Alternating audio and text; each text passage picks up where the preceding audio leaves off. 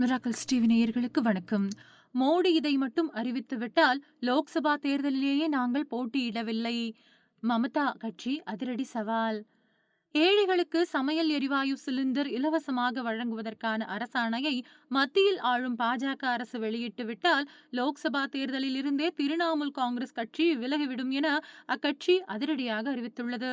லோக்சபா தேர்தல் களம் அனல் பறந்து கொண்டிருக்கின்றது. ஏப்ரல் 19ஆம் தேதி முதல் கட்ட தேர்தல் தமிழ்நாடு உள்ளிட்ட மாநிலங்களில் நடைபெற உள்ளது. இம்மாநிலங்களில் வேட்புமனு தாக்கல் முடிவடைந்து இறுதி வேட்பாளர் பட்டியலும் வெளியிடப்பட்டுவிட்டது.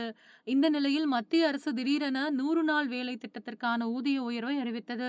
இதன்படி இனி 100 நாள் வேலை திட்டத்திற்கான ஊதியம் 319 கிடைக்கும் என அறிவித்திருக்கின்றது மத்திய அரசு. இதன் அடிப்படையில் மேற்கு வங்க முதல்வர் மமதா பானர்ஜியின் திரிணாமுல் காங்கிரஸ் கட்சி பொதுச் செயலாளர் அபிஷேக் பானர்ஜி மத்திய பாஜக அரசுக்கு அதிரடியாக சவால் ஒன்றை விடுத்துள்ளார். இது தொடர்பாக அபிஷேக் பானர்ஜி கூறியதாவது: பொருளாதாரத்தில் பின்தங்கிய பெண்களுக்கான 2021 முதல் நிதி உதவி வழங்குகிறோம். இதனையே பாஜக பல மாநிலங்களில் பின்பற்றி வருகின்றது. மேற்கு வங்க மாநில அரசின் நிதிநிலை அறிக்கையிலும் கூட பொருளாதாரத்தில் பின்தங்கிய பெண்களுக்கான நிதி உதவி 500லிருந்து 1000 உயர்த்தப்பட்டுள்ளது. தலித் பெண்களுக்கான நிதி 1000லிருந்து 1200 உயர்த்தியுள்ளோம். தற்போது 100 நாள் வேலை திட்டத்தில் ஊதிய உயர்வை மத்திய அரசு அறிவித்துள்ளது. மத்திய அரசுக்கு திராணி இருந்தால் சமையல் எரிவாயு சிலிண்டர் இனி ஏழைகளுக்கு இலவசம் என அரசாணை வெளியிடட்டும்.